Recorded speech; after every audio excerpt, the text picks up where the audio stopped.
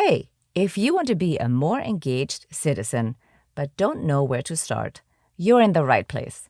Future Hindsight has you covered. When you're done with the episode, head over to futurehindsight.com to sign up for our newsletter and discover all the different ways you can be the spark. All right, let's get to it. Welcome to Future Hindsight, a podcast on a mission to spark civic action. I'm your host, Mila Atmos. I'm a global citizen based in New York City, and I'm deeply curious about the way our society works. So each week, I bring you conversations to cut through the confusion around today's most important civic issues and share clear, actionable ways for us to build a brighter future together. After all, democracy is not a spectator sport. Tomorrow starts right now.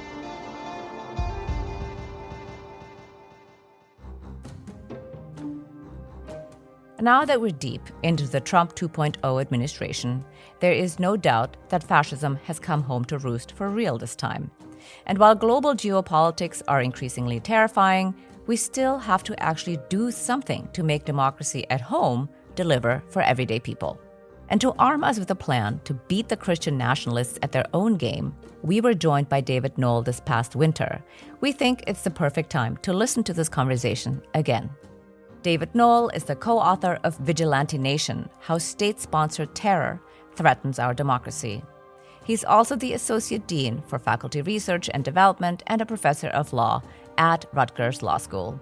He's an academic fellow of the National Institute for Civil Justice, and previously he clerked on the U.S. Court of Appeals for the Second Circuit and the U.S. District Court for the Southern District of New York.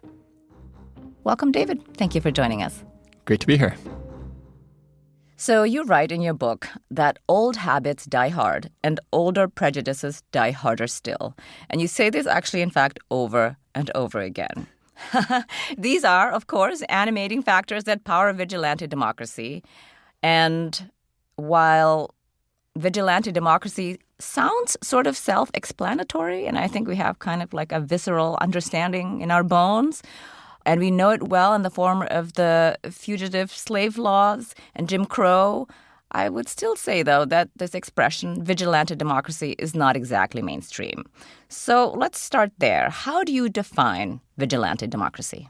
Fantastic, and thanks so much for having me on. So what we're trying to do in the book is shine a light on the way that reactionary political movements in the U.S. have, throughout our history, used vigilantes to further their agenda, and specifically have used the tools of law to make vigilante behavior part of our normal political life, almost so that people become habituated to the presence of vigilantes and snitches and militias and what's going on around them.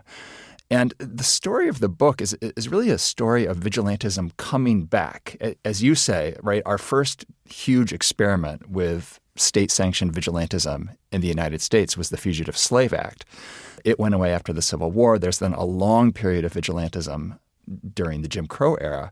And then it sort of recedes from the scene. And what John Michaels, my co-author, and I see happening is, particularly in the period since the January 6th insurrection, these kinds of Jim Crow-type tactics of encouraging vigilantes through law have made a roaring comeback. Yes. Well, so I want to tie this back to the culture wars, or not tie it back. I want to tie this to the culture wars because I think a lot of people misunderstand what's happening, or maybe misunderstanding is the wrong term, but I think they almost diminish it to a status of this is simply the culture wars and this is America. So tell me about how culture wars are different and how the culture wars do fit in with vigilantism. So people start thinking about the culture wars, at the end of the 70s, the early 1980s, particularly as abortion becomes an issue that the right uses to mobilize voters. Right prior to Roe, sort of the general story is that the parties were not polarized around reproductive choice. And then, many people have told this story post-Roe. There is an effort in the Republican Party to mobilize voters who are outraged about abortion and think that every pregnancy should be carried to term. And we start to use culture wars as this sort of label for politics that is focused on how people live their lives and their personal choices, and specifically on the idea that they should live their lives according to a sort of right-wing morality and the teachings of fundamentalist Christianity. So I think as you were alluding to, people tend to sort of just think about this as part of the background noise. The Republicans are against abortion and Democrats are for it. Or in the most recent election, we saw a big fight about trans rights and whether trans people would be allowed to exist in public spaces. And our tendency is to sort of take those and say, people are just far apart on those issues and we're just going to keep fighting because we have these fundamental disagreements. What John and I argue in the book is that there's something deeper going on. Because when you have a political movement, especially one that's using vigilantes, that seeks to use the power of the state and use the power of vigilante action to penalize people and to push them out of public life, that has an effect on democracy. Because if you cannot go to work, if you cannot go to a school board meeting without your identity being challenged, then that is sending a message, and it quite literally excludes you from the public conversation. And so we're trying to make that link between the culture wars as something that people fight about and what it does to our democracy, and to show how in leaning into the culture wars, the right is really making a play to exclude some people from civic life. Yeah, I think you showed that really well in the book, actually, and you have so many examples. But one of them that really struck me was actually the anti-maskers and how something that even though people were maybe reluctant to wear masks, now suddenly it was acceptable for people who didn't want a mask to basically root it for the rest of us. It's like, it's not exactly this, of course, but it feels a little bit like the tragedy of the commons, right? Except on steroids and worse. But so tell us a little bit about how that inverted rights. Yeah, sure. So we call that dissenter vigilantism, right? Because it's people who dissent from, in this case, public health rules that are getting to call the shots and that are imposing their will on their communities. And, Virginia Governor Glenn Youngkin is associated most famously with these policies. After he came into office, he said, I'm putting into place a policy and we can talk about whether it was legal or not. If you don't want your kid in a mask at school, they can go to school maskless. So that happened at a time when everybody was sick of wearing masks and sort of got tired of the pandemic. And so people tend to think of it sort of through an individual rights frame. But again, drawing the connection back to democracy, what we see happening is that individual members of the community are imposing their will, right? If you have a pandemic with an airborne disease, it's kind of a trope that there is no such thing as a truly personal decision, right? Your decision is going to affect everybody in school. It's going to affect people with elderly family members. And so of necessity, we have to make decisions as a society and we have to govern collectively. And what we saw there, right, was an effort to empower the most radical anti-public health actors in the community and impose their will on everybody in their schools. And sometimes people will say to John and me, is this really vigilantism, right? Are there really harms? But, of course there are, right? People are getting sick. People are dying because these families have been empowered to override the judgment of their community. Yeah, I love the way you put that because we have asked a version of this question over the years about masking, anti-masking, and rights, negative rights, positive rights. But the way that you just made the direct connection to democracy is really well done. I'm going to turn here to what we should be expecting with the Trump administration because, of course, we are bracing ourselves for the impact of a second Trump term on our civil rights, our reproductive rights, you name it, all the rights. And one sliver of hope that people have been talking about is that the previous Trump administration suffered from a lot of dysfunction, chaos, and incompetence. But reading your book, I'm discovering that legal vigilantism will pick up the slack, if you will. So could you explain exactly how legal vigilantism works and how it will pick up the slack from anything that may or may not be coming out of the Trump administration? Yeah, for sure. Let me just preface that with a general observation about Trump and the way that the second administration is going to work. I think what Trump does is bring together a lot of groups and a lot of factions on the right that don't necessarily agree with each other about everything. And so you have sort of extreme anti-regulatory people, you have sort of the trade hawks, you have the culture warriors, and you have people who care about judges. And what Trump does is offer them a pathway to power because he has this ability to mobilize voters and win elections, at least by small margins. So as we enter Trump 2.0, all of these groups that I think of as hangers-on or people who, I don't want to say taking advantage of Trump, but people who are using Trump to further their particular agendas are going to be coming into positions of power in the White House, in federal agencies, Republicans that are going to have a trifecta. And so there's also going to be control of Congress. And that gives the lawyers and the lawmakers who are putting these supports for vigilantism into place the opportunity to do them at the federal level. And so our book is mostly a story that's focused on the states because the present day part of the book is focused on how states are empowering vigilantes to really fight against democracy and to wage these extreme culture war battles. What we're going to see is those state policies being transplanted to the federal level and an effort to put them in place so that they apply across the country instead of just in states like Tennessee and Texas and Florida that have put them in place so far. Yeah. So it'll be more like living in the old East Germany, except maybe more out in the open, because if you think about the Stasi, they did this in secret. They would snitch on you behind your back and somebody would knock on your door. But if you live in Texas, somebody could just do this out in the open and it would not be called snitching. It almost seems that that's child's play and this is much more dangerous. Yeah, it's a really interesting comparison because in East Germany, there was that pervasive snitch culture where, you never knew whether the secretary or the taxi driver or your next door neighbor was actually an agent of the state. When we talk to people in Texas or when we talk to people in other states where they have put these sort of snitching regimes in place, healthcare providers, pharmacists, folks like that very much are aware of that and are careful about what they say, which is just a shocking development that people are living in the U.S. this way.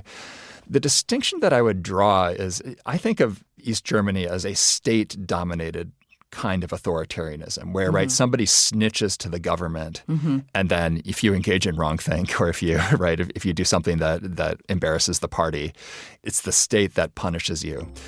What we're seeing with these vigilante empowering policies is really sort of an effort to set vigilantes loose and allow them to operate pretty independently of the state. So just to take the simplest example, all of these red states have enacted laws that encourage people to carry guns in public places. That's, in our view, done with the objective of suppressing dissent and skewing the political debate in a more reactionary direction. But once you do that, right, once you encourage folks to show up at polling places or, drag queen brunches with AR-15s, it's not like the people who are putting this in place can walk it back, unless they turn to sort of reasonable gun control laws, right? They're setting these vigilantes loose in society, knowing that they have a certain agenda, but there's also something really dangerous to it. And I think you sort of see this in the Trump assassination attempts, right, where sort of people who are really amped up and angry and empowered end up doing kind of unpredictable things, even though we know that they're generally sort of sympathetic to what the right is up to. Right. Yeah. It's sort of like saying the party of law and order is encouraging lawlessness. Right. Well, yeah. Just so there's no doubt, all of this, I think, is deeply in tension with the idea of rule of law and some of our most fundamental constitutional commitments. Of course. Well, I feel like since you mentioned Texas, let's talk about Texas and SB 8 because this is, in a way, the perfect example of vigilantism. And you mentioned the pharmacists, doctors, neighbors snitching and turning on each other. Tell us a little bit about how that works. I know that we have heard this many times, but how does this law actually work and empower everyday people to be vigilantes? So this is a law, I think a lot of folks have let it be forgotten, given everything that's happened over the past few years. But this is a law that Texas put in place in 2021 before the Supreme Court overturned Roe. And it did a couple notable things. So the first was it simply banned abortion after what the law described as a fetal heartbeat was detected, which isn't actually medically accurate, but we can come back to that. So that was sort of a direct challenge to Roe and to federal authority. And then on the enforcement side, what SB 8 did is it said that any person may bring a lawsuit against an abortion provider or anybody who, quote unquote, aids or abets an abortion. It offered a $10,000 bounty if you brought a successful lawsuit. And then there was a whole host of procedures that stacked the proceedings in favor of the people who would bring these lawsuits, essentially ensuring that they're going to win no matter what the Supreme Court said the federal Constitution required with respect to reproductive choice. So when SB 8 came into effect, there was a lot of discussion about whether this was sort of evading the power of the courts to say what's constitutional or not constitutional, because when a law is enforced exclusively by private parties, it's difficult to go into court and get, say, an injunction against the attorney general or against a state official who might enforce it. But when you take a step back and look past that sort of technical debate, this is really, it's an invitation to Texans to surveil, snitch on people in their communities who are engaging in choices that anti-abortion extremists don't agree with. And the power of the law comes from the fact that enforcement is done by extremists, right? This isn't Texas. This isn't the Attorney General's office that's doing this. You can get in touch with Jonathan Mitchell, who's the lawyer who is thought to have drafted the law, if you think somebody is engaging in SB 8 prohibited activity. And he will gladly work up a lawsuit and drag you to some county in Texas that you've never heard of, right, in order essentially to penalize people for exercising their reproductive rights. Yeah. Thank you for explaining it this way and also for putting in the context of it having passed before the Dobbs decision. I think that's really important. And the $10,000 bounty. I really feel like we're surrounded by bounty hunters against each other. And I don't know if you know the numbers, but how many times has this law been used? Just a handful. Just a handful. Right, because actually people don't want to snitch on each other? Or because it's too cumbersome? No, I'm just curious. No, it's because of it's I don't want to call it clever, but it's designed in a really devious manner. It targets abortion providers who, of course, are doctors who have a medical license and are, for better or for worse, very risk-averse individuals. And it is saying that anybody can bring suit against them if they participated in a prohibited abortion. And so it's really that, lawyers call it the in terrorem effect, right? The power of terror that is doing the work. Mitchell has brought a few lawsuits against abortion funds. There's a suit against somebody who who did go to Colorado to secure an abortion against people who are involved in that. But really, the point to take from this is that you don't need a lot of actual litigation for vigilantes to be controlling the way that people live. And we can think about the Jim Crow South, right? There's a period of really intense, horrible racial violence at the beginning of Jim Crow. I mean, this is really morbid, but if you look at the statistics on the number of lynchings, then lynchings drop as you get into the first decades of the 20th century. And that's not because the white supremacist had been vanquished or vigilantes were disempowered. It's because everybody knew how things worked. Everybody knew that if you challenged the racial order or if you stepped out of line as a black person, then both the state and private individuals would come after you with murderous violence. Right. We'll be back with David in just a moment, so don't go anywhere. You'll be truly inspired by this episode's Civic Spark. One small step we can all take to be more empowered and ignite collective change. But first, we want to share about a great podcast called Make Me Smart. I'm Kimberly Adams, co-host of Make Me Smart, a podcast from Marketplace that makes today make sense. Each weekday, we break down the headlines from the latest Trump executive order to the rising cost of starter homes. We help you understand what's happening and how it impacts your life. Join us so we can make sense of it all together, because none of us is as smart as all of us. Listen to Make Me Smart wherever you get your podcasts.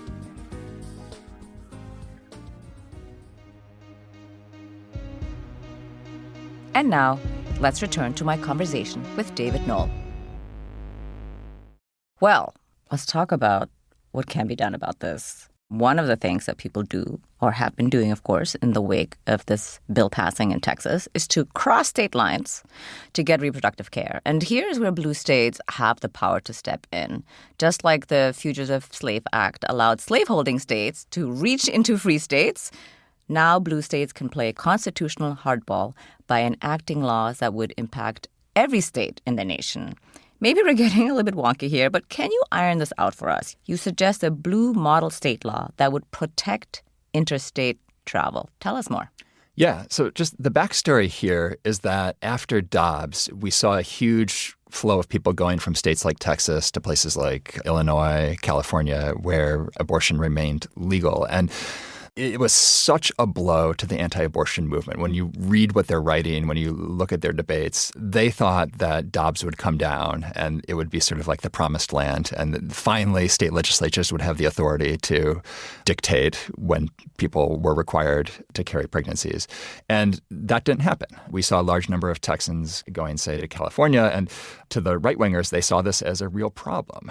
So what we're seeing now is an effort to prohibit interstate travel for unlawful purposes. And so the same folks behind SB 8, their new thing is they're trying to get cities and towns and counties to enact what they call abortion trafficking ordinances, which actually would make it illegal to use the roads to travel to another state for the purpose of engaging in activity that Texas doesn't allow.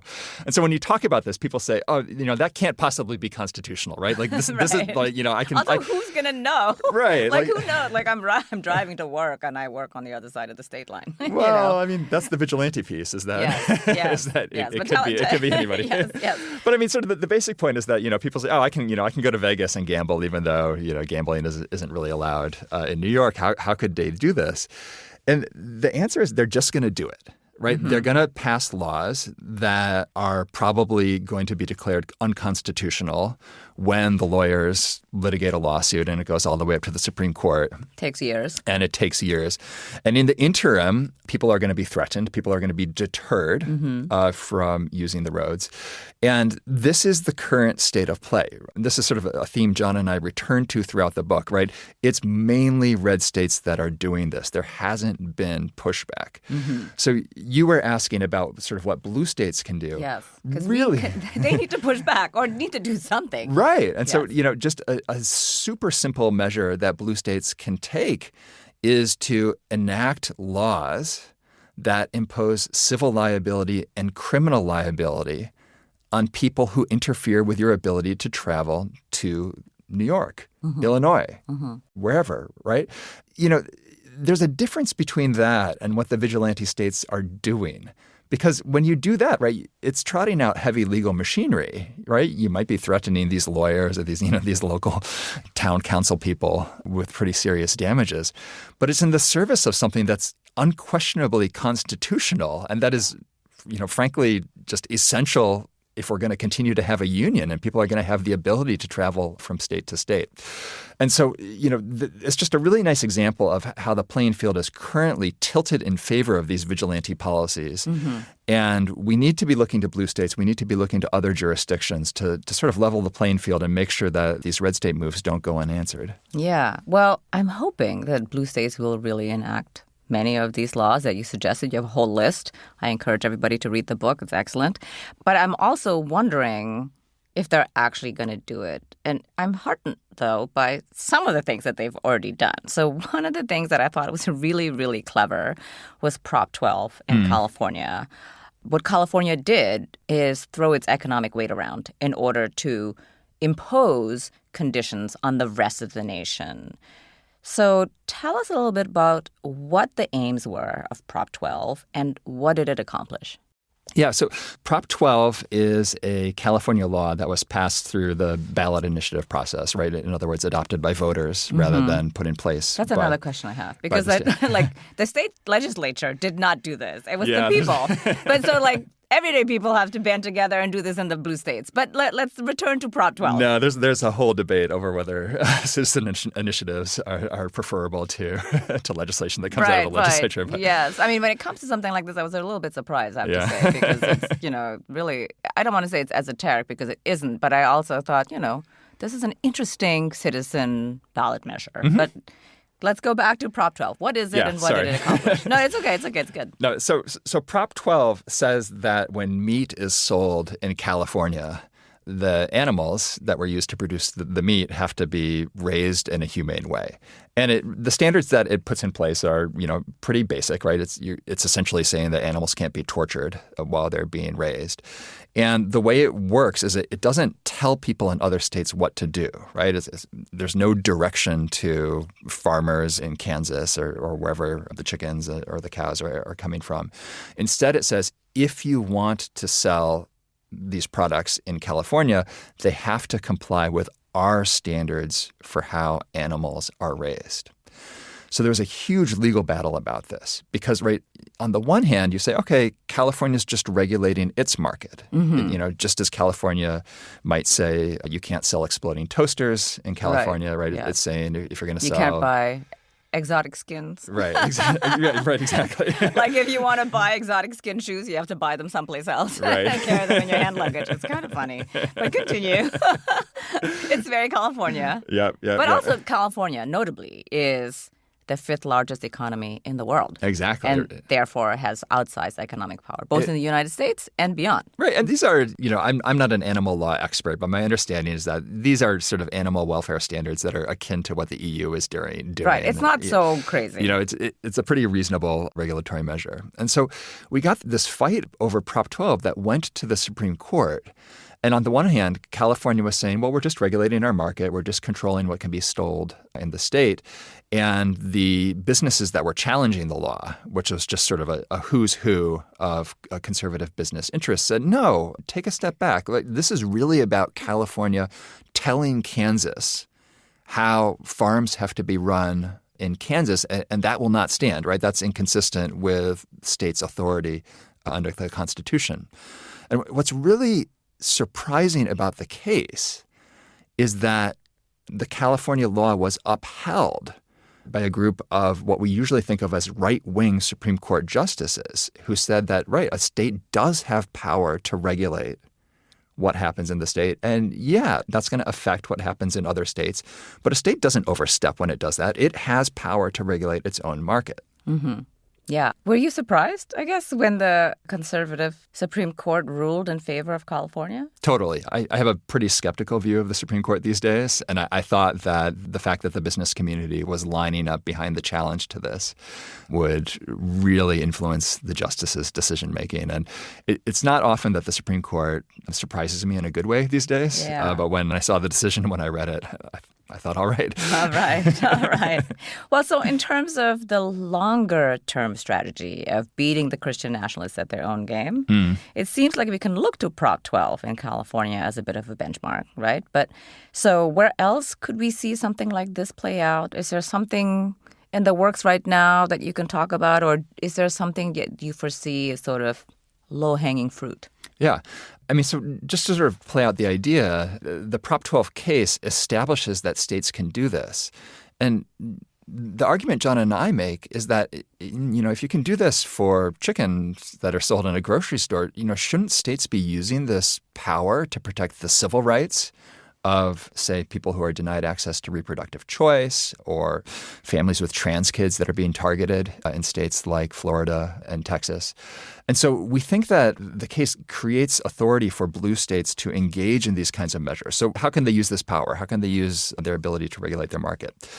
The simplest interventions just have to do with the state's own money, because New York Illinois, California, right? These major population centers have huge pension funds that can make a difference in the way that they're doing investing. So just a really simple intervention is to sort of stop investing in states that are doubling down on empowering vigilantes and putting in place these authoritarian schemes. If you want to be a little bit more aggressive, you can start regulating access to the blue states markets, right? And say, okay, if you're going to sell something in California and you're a company that does business in Texas, or if you're headquartered in Texas, maybe there's standards with respect to civil rights or with respect to not supporting these right-wing authoritarian projects that should be put in place. And then, sort of... So like you can't sell My Pillow Guy pillows in California? Something like that. Right, precisely. Right. Or really sort of the way the law would be written is you would say that if you want to access the market, right, there's certain things you can't do, right? You can't be using company resources to be subsidizing vigilantes or to be putting these kinds of policies in place.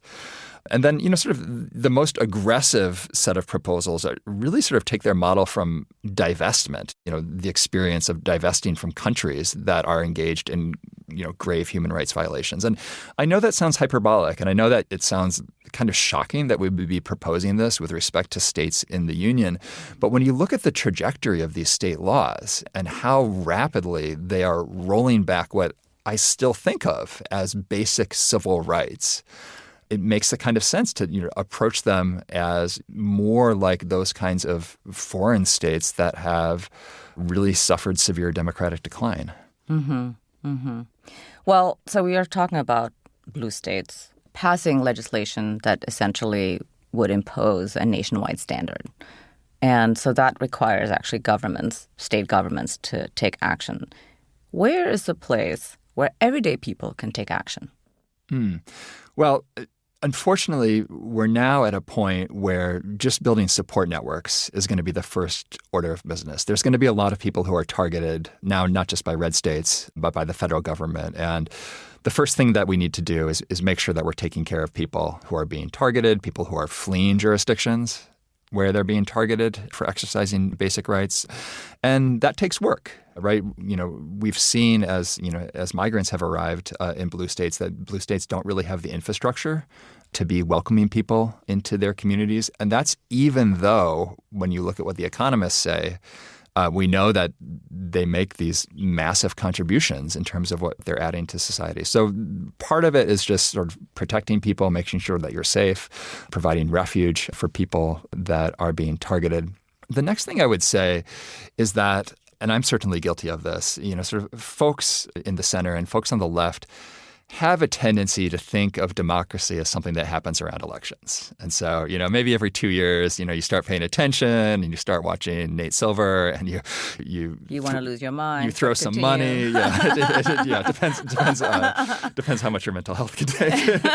But you participate episodically. Yeah. And episodic, yes. For better or for worse, that's not the way that politics on the right works. Mm-hmm. And a big piece of that is that on the right, there's Fox News and sort of a whole network of associated entities that are keeping people politically engaged.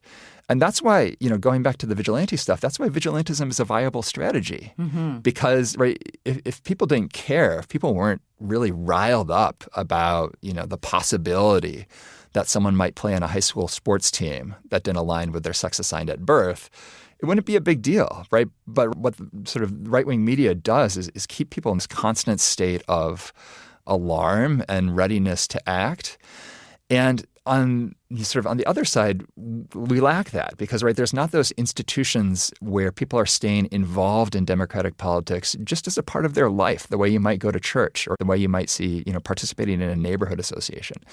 And so I think, right, both as a matter of keeping your sanity and as a way of building political party, I'd really encourage people to look to those local opportunities for political participation. Maybe it's a pro-democracy group that's in your neighborhood. Maybe it's your local Democratic Party. But I think there's going to be a big payoff from that kind of stuff. And people say, oh, well, that's not really going to change anything. Having done the research for this book, let me tell you, SB 8 started as these rinky-dink town ordinances where Jonathan Mitchell and the activist who he works with were literally going town to town, persuading these town boards with maybe 5 or 10 people to adopt them. And it built into a Texas law that effectively changed the way abortion is regulated in the United States. The little stuff can make a big difference. And so, don't sleep on your school board. Don't sleep on, your town planning commission. All of this stuff does have the potential to turn into something much larger. Oh, yeah. No, I agree. I mean, the small stuff becomes the big stuff. Mm-hmm. And even the small stuff, if it stays small, we had a guest who said if it's worth doing for all of society, then it's worth doing for one person. That's right. Yeah. And so don't shy away from, quote, the small stuff. So I've been thinking about, you mentioned giving refuge and talking about these cities and states that are willing to continue to provide refuge and are saying currently out loud that they will protect migrants. But Trump has recently said that he's going to make the military engage in mass deportations. And so now I feel like we're jumping from vigilantism to actually just straight authoritarianism. Mm-hmm. So talk a little bit about that. And is the blue state refuge really going to make a difference? Mm-hmm.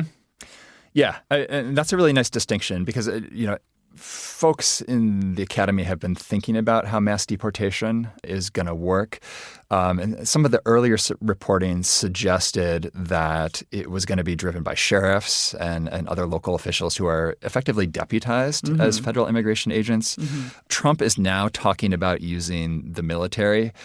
I continue to think that we're going to see more of a vigilante model. Okay. So you don't think the military will do this? Well, I'm not going to say that. I'm not going to say that anything. You don't know. Won't None happen. of us know. Yes. But I do think that within the Officer Corps, they're trained on what the armed forces can legally be used to do. That's part of the ethos, and people are serving in the armed forces because they believe in the Constitution, right? And they believe in America. And I think getting a sizable number of folks in the military to go into blue states and carry out this scheme is going to be a really big ask. And so I continue to think that it's going to be more of an effort to mobilize local officials and sheriffs to do the dirty work of rounding people up and then trying to deport them without hearings than sort of a large-scale military mobilization. So if that's the case, then how can we fight back? Yeah. Well, I think J.B. Pritzker, the governor of Illinois, has the right attitude where he said, if you're coming for people in my state, you're going to have to go through me. Mm-hmm. And the first order of business has to be that this is going to be resisted.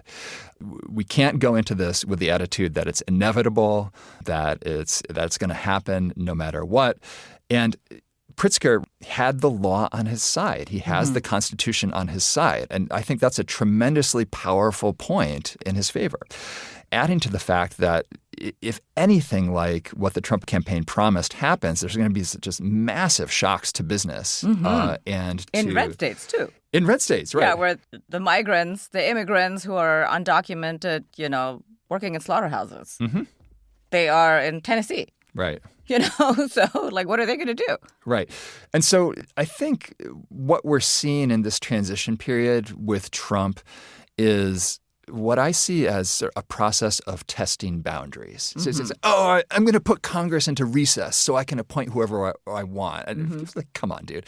I'm going to appoint Matt Gaetz as Attorney General despite allegations of essentially being a groomer, right? There's this sort of debate that goes back to the first Trump administration about whether you should take this seriously or literally, and people go back and forth. Well, how about both? Yeah. And I see it as really sort of looking for the weak points in the system. Can I do this, right? Right? Can I change Congress so that I'm allowed to appoint whoever I want? If I say that the Army or the National Guard is going to go into New York and start doing deportations, is there going to be pushback against that? And so as we enter this period, it's really important to be cognizant of what's happening. And Trump, for all his talk of being a big strongman leader, isn't that hard to push back against. He made a huge play in the Senate leadership contest to put Rick Scott as the Senate majority leader. He got 13 votes, right? And so on the one hand, this stuff is terrifying and we need to plan for it and we need to plan for resistance. On the other hand, people need to recognize that resistance works. And there's a lot of opportunities to resist the more authoritarian things that the administration is talking about. Yeah, thank you for that reminder. Resistance works. So we're all going to have to remember that as we go forward here every day. So, of course, the election is behind us. And Trump won both the Electoral College and the popular vote very narrowly. It seems like electoral vigilantism is not worth discussing, but it is. So we know that despite the decentralized election system all over the United States, voting in the U.S. is actually safe and secure. And I just saw Lara Trump after the election concluded talking about wanting to make voting more uniform across the nation. And on Fox News, I was very surprised. And my first thought was, wow, that would make it really easy to steal elections if they can do this. So what do you happen electorally moving forward, assuming that we will have elections? Yeah. So there's these long-running battles about who gets to vote and how the votes are counted. And when we talk about electoral vigilantism, what we're talking about is using vigilante power to influence that. So maybe that takes the form of guys with guns showing up at polling places to deter voters from voting by mail. The scenario that didn't play out this election because Trump won by a sufficiently large margin was putting pressure on those local election boards that do the crucial work of tabulating the results and reporting them up. Prior to the election, there was a lot of talk about those boards supposedly having authority to investigate fraud. And the conspiracy theory was that large numbers of non-citizens would be voting. And if the election had gone the other way, I'm pretty confident that we would have seen a very well orchestrated effort to push county canvassing boards to throw out votes on the basis of supposed fraud. So when you see something like a proposal for national voting standards, I look at that in the context of these long-running battles about voter suppression. And the play will be, with Republicans controlling Congress, to put in place voting requirements that make it more difficult for groups that lean Democratic to vote. I haven't seen any proposals that would sort of federalize the way that elections are conducted. The model would probably be very similar to other federal legislation that puts in place minimum standards that the states have to respect. And so this is less of a vigilante effort than it is, sort of like what Georgia did in 2021. We're just making it much more difficult to exercise the franchise. And the play is just to do that everywhere, because we know that all of these voter suppression laws have some effect at the margin. And in a world where your elections are perpetually decided by 1 or 2 percentage points, if you can carve off, 0.5% of the other party's voters, that can make a real difference. Well, every week on Future Hindsight, I ask my guests to share a civic spark, one small step we can all take to be more empowered and ignite collective change. So what's a good way to turn the insights that you've shared with us into action? I'm going to go back to the point of engaging in local politics because I think that is going to be enormously helpful as we seek to build countervailing power. I also think it's just going to help people get through the next 4 years to know that you're not alone, to know that there are people who believe in democracy, who believe in the idea of an inclusive, pluralistic democracy. So I really encourage people to get involved in that work. Yes. Yes. We say this almost every week, I think, on the show. But yes, we agree. We should really get engaged locally because I really think that the everyday human-to-human contact is going to be more important than ever, as opposed to doing something like, let's give $10 from my phone to the local elected official who's running for re-election, which is not to say that that's not useful, but it's less powerful than doing the person-to-person work. Yeah, and I mean, I can just say, also, if you're a person who is online, and I can't criticize anyone who's online because I'm a fairly online person, but there is just a huge difference between the way that people think about politics and take action in offline spaces and in online spaces. Right. And sort of the more that you're involved with local organizations and local politics, the more you're going to see that. And I don't want to say that the online debates are irrelevant, but as we saw in the election, they don't match up with what people are really concerned about and what's really sort of driving their political choices. Yeah, that's true. So I know we're in a depressing moment and right now, but one thing I've been wondering is whether this isn't the ultimate opportunity to really make the U.S. a full and vibrant democracy. And I'm hopeful that Americans will seize that opportunity. So for you, looking into the future, what makes you hopeful? Well, I dedicated the book to my kids. And I said to my kids in the hopes that the vigilantes will lose again. And there's a powerful lesson in that. We have beat back this movement to use vigilante power to enforce a reactionary agenda time and again. It is the story we're telling in the book. It's part of the story of America, is that there are these surges of vigilantism, generally to enforce white supremacy, right, and to resist the development of an actual democracy. It's awful when we have these moments of retrenchment. People are harmed. People have to flee from state to state. But this is a battle that we've won before, and people have won it, honestly, under much more difficult circumstances. If this is something that folks could do in the 1960s when the Civil Rights Act was passed and the Voting Rights Act was passed, and the vigilantes were primarily targeting Black Americans, it's something we can do now when the right has turned its sights on teachers, doctors, families with any kind of LGBTQ family member, people who just don't want the Ten Commandments taught every day in their public schools. The weak point in the right strategy is that it just sweeps so broadly that unintentionally they're creating this coalition of folks who are being targeted. And if we, the targets, stand in solidarity, there's real power there. And we have an opportunity to be part of the story of resisting vigilante democracy. Yeah. Well, thank you for that reminder. And that was indeed very hopeful. Thank you very much for joining me on Future Hindsight. It was really a pleasure to have you on the show. Thanks for the discussion. David Noll is co-author of Vigilante Nation, How State-Sponsored Terror Threatens Our Democracy. Remember, civic action doesn't have to be complicated. It's about small steps that spark progress, like sharing this episode with a friend. So let's recap this week's Civic Spark and fire up our collective power. David tells us that we shouldn't sleep on your town council or your school board. It's true, going toe-to-toe with vigilantes in our democracy sounds scary, but resistance works. You're not alone in your resistance, especially if you start small. Human-to-human democracy is going to matter more and more. So get out there and get engaged locally. Getting involved in local politics is going to help us get through the next 4 years. Next week on Future Hindsight, we're sharing our conversation with Nancy Rosenblum. She's the Senator Joseph Clark Professor of Ethics in Politics and Government Emerita at Harvard University and co-author of Ungoverning: The Attack on the Administrative State and the Politics of Chaos. Ungoverning is the intentional destruction of the capacity of government.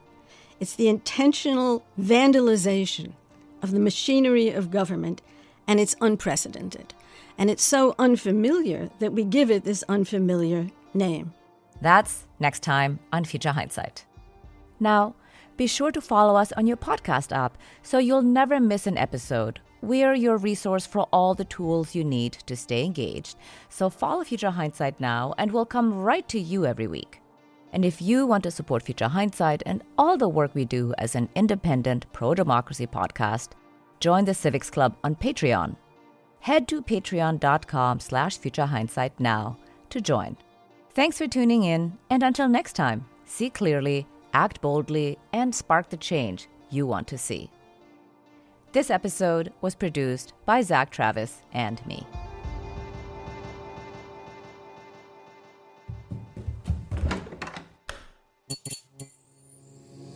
This podcast is part of the Democracy Group.